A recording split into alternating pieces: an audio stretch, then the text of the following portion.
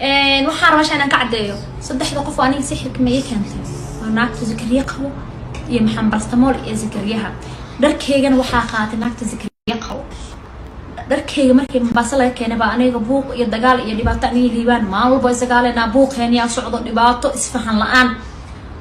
okay ani liibaan waan kala tagnay maanta ani liibaan kala tagnay ani caafimaad igu dambeysay sirrtaas aan koray banaan ma aadi cid aan la hadla malaha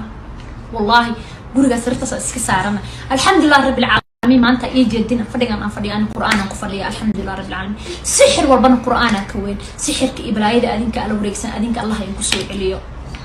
islaamka waxaan ka baryaa ay soo duceeyay dhibaato Ilaahay inuu kor qaado